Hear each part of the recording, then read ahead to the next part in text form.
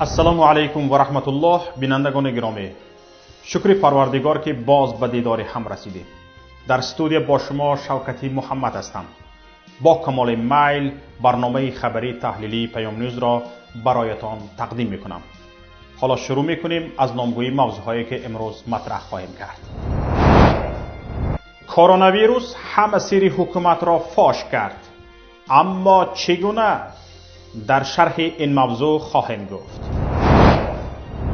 نگرانی کمیته شهروندی نجات گروگانها و زندانیان سیاسی تاجیکستان از حال زندانیان و خاطر جمعی سرداری ریاست زندانهای کشور.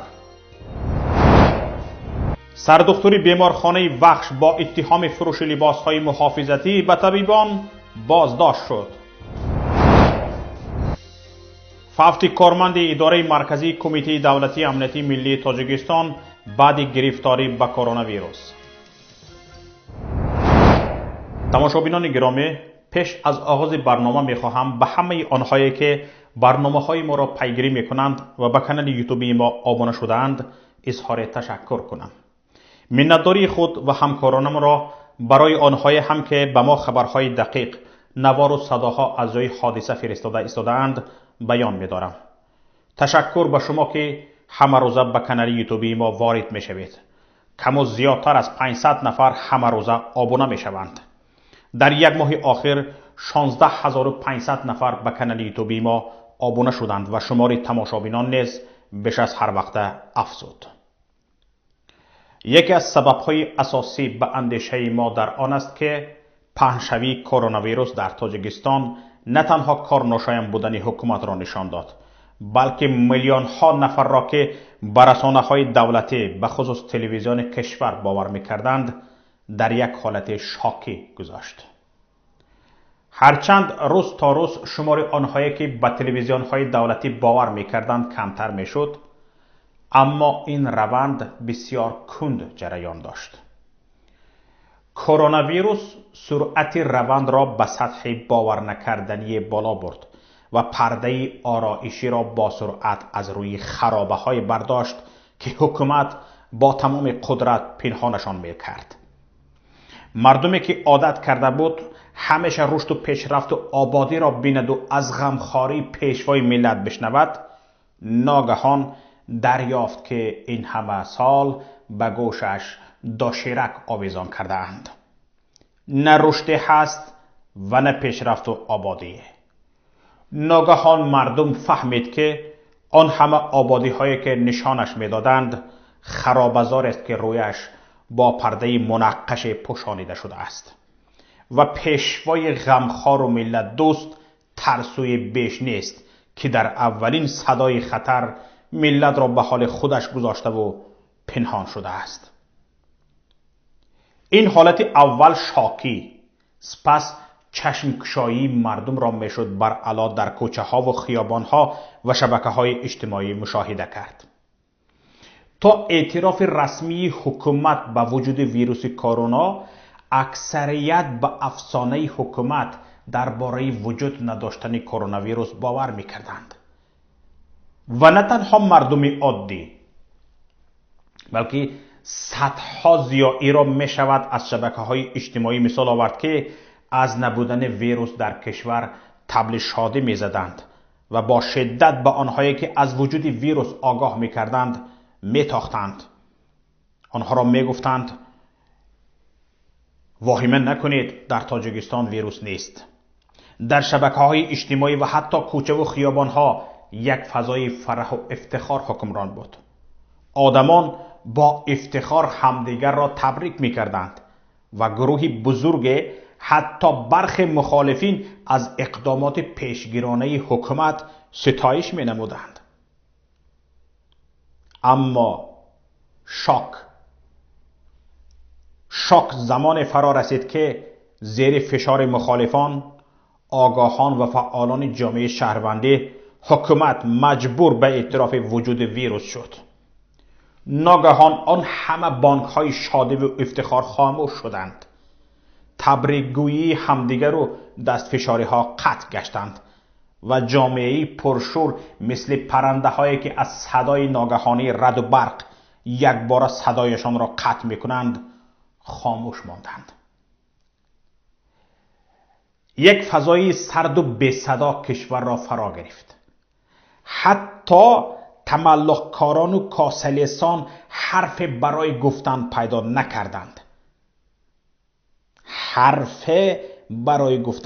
نکردند. درباره کاسلیسان پایان‌تر انشاءالله گپ میزنیم. وقتی حالت شاکی گذشت، مردم کم کم فهمید که حکومت نه تنها در وجود ویروس کرونا دروغ گفته است، بلکه آن یکی از دروغ‌های همیشگیش بوده است. بالاروی با سرعت نرخ‌ها، افزایش قرب پول ملی، دست کوتاه حکومت در دستگیری شهروندانش، نبودن هیچ ذخیره‌ای که حکومت از ذخیره 2 ساله اش لاف میزد، آماده نبودن بیمارخانه‌ها، ادامه دزدی کمک‌ها حتی در مشکل ترین حالت، پنهانشوی رهبران سر از پیشوا تا رئیس جماعت و سردختر بیمارخانه مردم را به این نتیجه آورده رساند که هرگز این حکومت و این پیشوا در غمش نبوده است و آن همه نمایش های تلویزیون ها و لاف رشد و پیشروی تنها یک سراب بوده که حکومت به مردم چون آب چشمه بهشت نمایش میداد. ناگهان یک صدا زد که شاه لوچ است و شروع شد شور و ولوله در شبکه‌های اجتماعی. در 27 سال حکومتداری امامعلی رحمان هرگز صداهای اعتراضی تا این حد بلند نشده بودند. بار به شبکه‌های اجتماعی، به بحث‌ها در آن نگاه کنید. تماشابینان گرامی، کسایی که به شبکه اجتماعی فیسبوک داخل نشده اید، استفاده نکردید از این شبکه، حتما وارد شوید.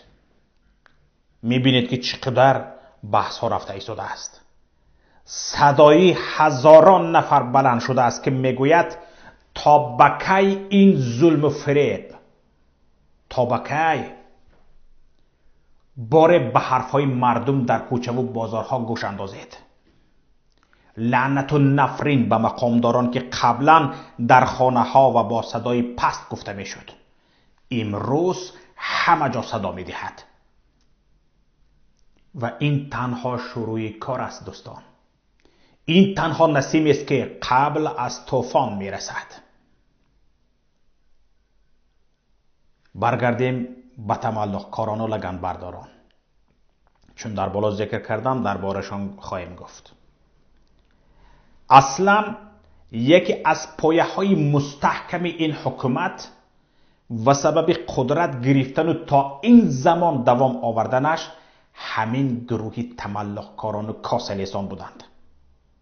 همین ها بودند که به خاطر یک برده نان با ستایش های بالاخانه‌دار و افسانه های دروغینشان به چشم مردم خاک می پاشیدند و یک حکومتی استبدادی و دزد و غارتگر و توده بیسواد را کاردان و غمخوار و مدرن جلوه می دادند.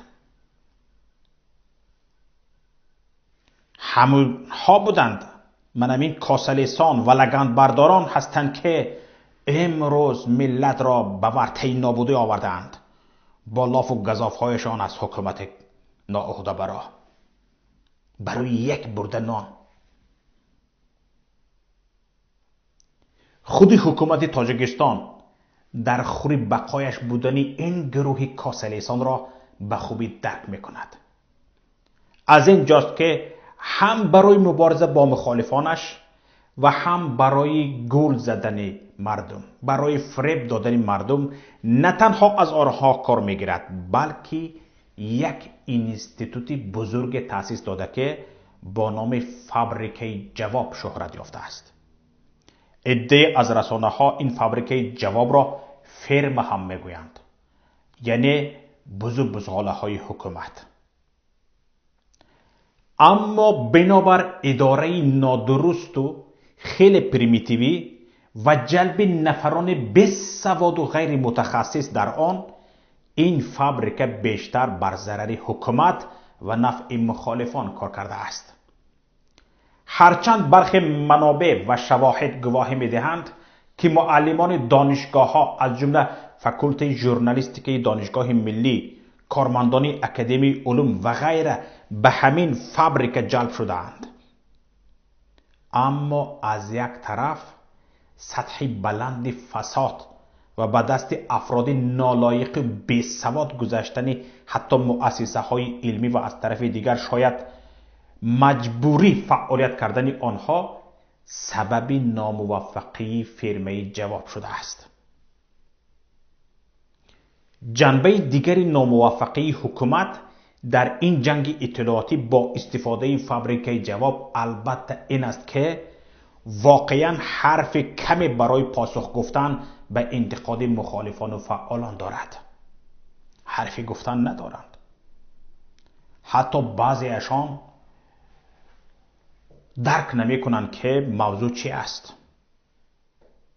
این است که چند روز آخر در حاشیه صداهای اعتراضی تا رفت بالا رونده فابریکه کاملا خاموش شده است. بعضی صداهایی که از آن شنیده می شوند بیشتر به امر معروف در مساجد مانند است.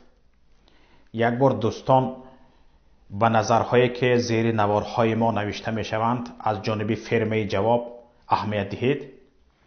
اینها به جای آنکه دلیل بیارند که ما نادرست میگوییم، حکومت را تهمت میکنیم، اینها به امر معروف گذاشتن، میگویند غیبت نکنید گناه است.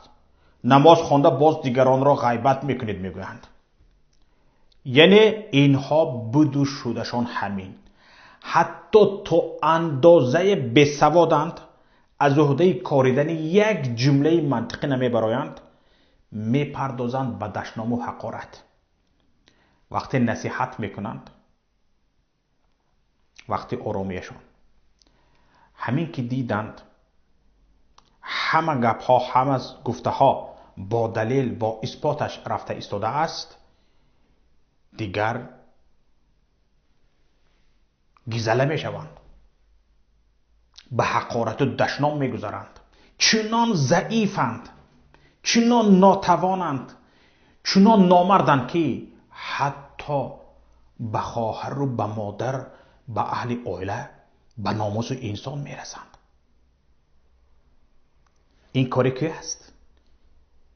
این کار شخصانی است که از عهده نابرایند، ضعیفند، ناتوانند، یک حرف گفتنی جواب ندارند. ای کل تو جیم نمیشینی، تو را فلان میکنیم، ریزه ریزه میکنیم، پارا پارا میکنیم و مثل همین.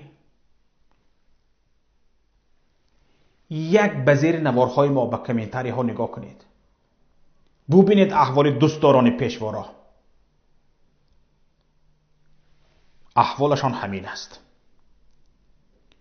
در همین حال بجز این فرمه جواب یک گروه بزرگی ضیائیان و روزنامه‌نگاران هم که ظاهراً به فابریکه بستگی ندارند اما همیشه از موقع حکومت دفاع می‌کردند، یک هفته آخر کاملا غیب زدند.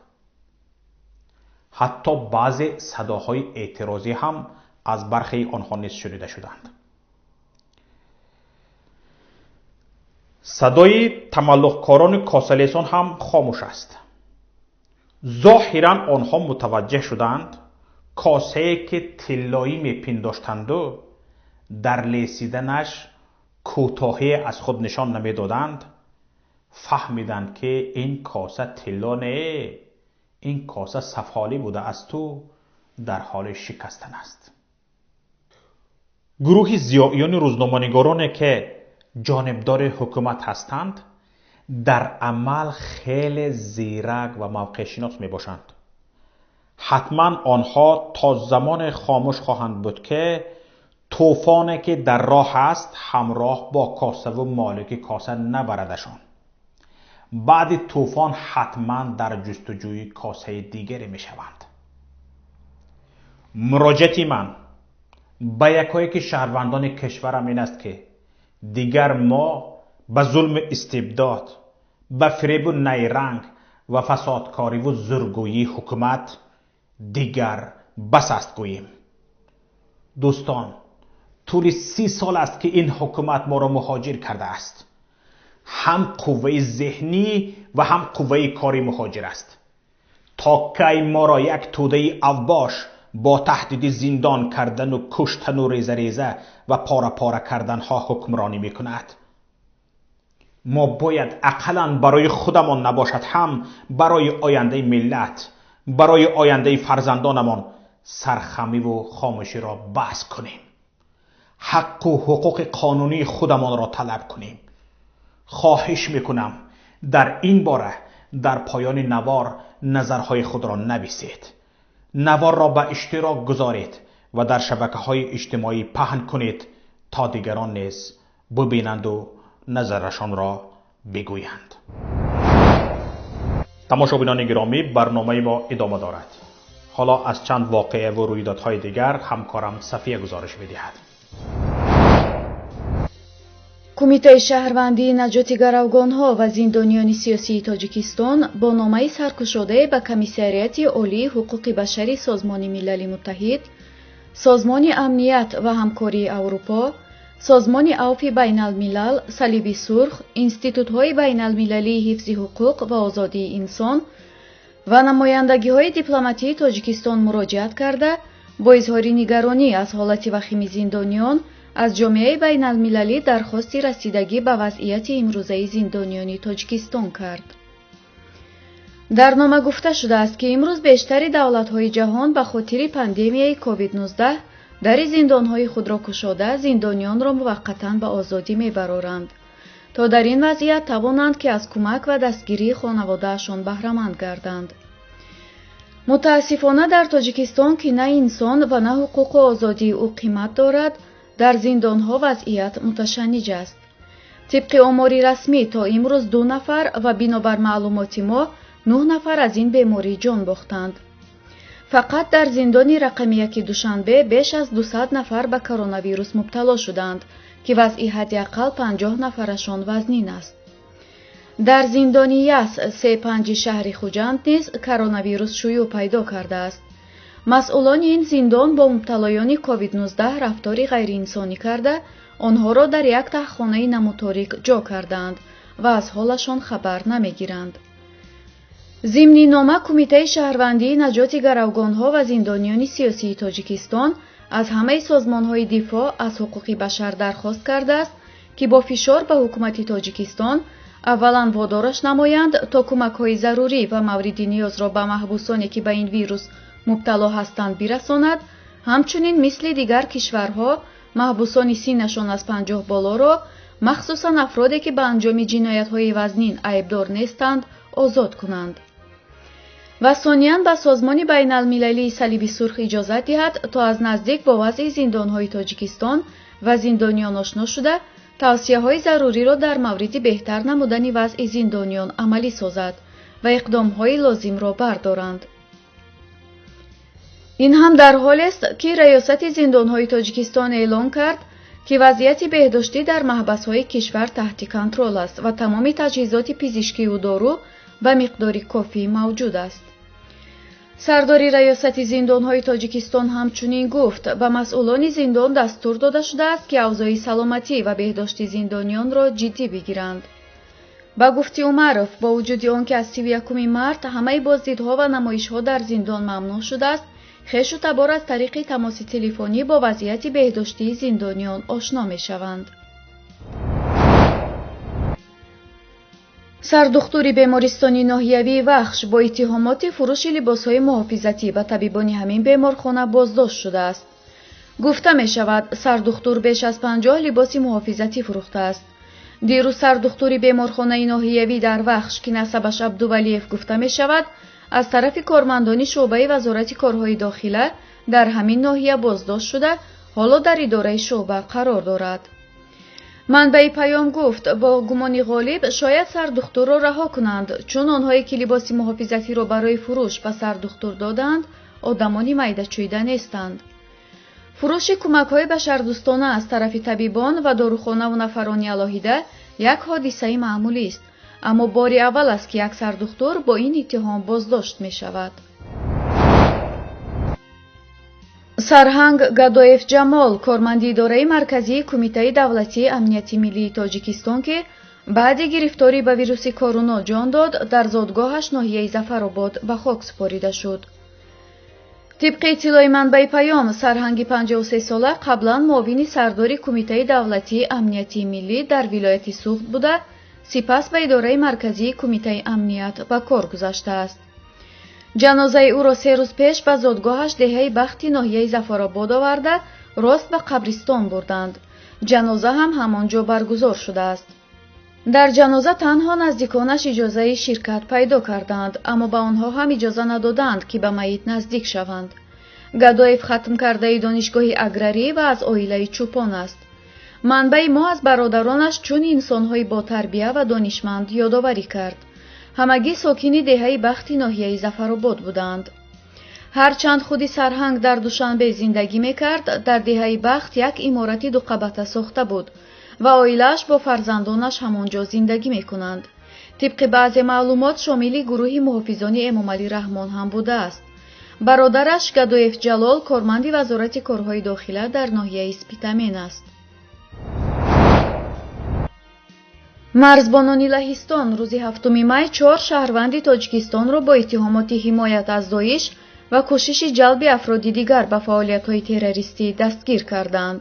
дар ин бора агентии амнияти дохилии Лаҳистон хабар дод. Станислав Жарина, сухангӯи ниҳодҳои амниятии Полша, зимни шарҳи ин ҳодиса гуфт: шаҳрвандони Тоҷикистон мехостанд онҳоеро ки исломро қабул карданд, барои амалӣ намудани ҳамлаҳои террористӣ ҷалб кунанд. станислав Жарина гуфт, ин 4 шаҳрванди Тоҷикистон рӯзи 7 май аз ҷониби марзбонони лаҳистонӣ дастгир шуданд. ба гуфти Жарина, онҳо қасд доштанд нафаронеро ки ба дини ислом гаравида буданд ба амалҳои ваҳшатафканона ҷалб созанд. бино ба маълумоти додаи агентии амнияти дохилии Полша, зодагони Тоҷикистон аз фаъолияти созмони террористӣ ба номи давлати исломӣ тарафдорӣ мекарданд ва ба он назари мусбат доштанд. станислав Жарина, сухангӯи ниҳодҳои амниятии Полша, мегӯяд, шаҳрвандони хориҷӣ дар як маркази маҳфузи хадамоти марзбонӣ нигаҳ дошта мешаванд ва аз қаламрави ҷумҳурии Полша ихроҷ карда шуда, бар асоси қонуни зидди терроризм номашон ба рӯйхати шахсони дар қаламрави минтақаи Шенген мардуд шомил карда мешавад.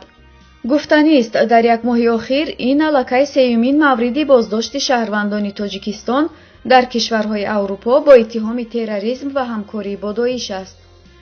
қаблан расонаҳои аврупоӣ дар бораи боздоштҳои зодагони Тоҷикистон дар кишварҳои аврупоӣ, Олмон ва Албания хабар дода буданд. اینجا نهایت برنامه امروزی ماست. برنامه‌های دیگر ما را در پایگاه payom.net و شبکه‌های اجتماعی پیگیری کنید. لطفاً هر واقعه یا خبری را درباره کرونا ویروس و دیگر حادثه ها شاهد شدید به رقم 49 15 16 46 15 947 توسط پیام رسان‌های واتساپ، وایبر، ایما یا تلگرام فرستید. لطفاً مشترک شدن به کانال یوتیوب ما و نوشتن نظر خود درباره نوار را فراموش نکنید. پخش توگمه معقول شد را نیز لطفاً دریغ ندارید. همچنین پخش توگمه زنگوله به شما امکان می دهد که برابر نشر نوارهای ما در یوتیوب شما در حال با خبر شوید. در پناه الله بمانید. السلام علیکم و رحمت الله.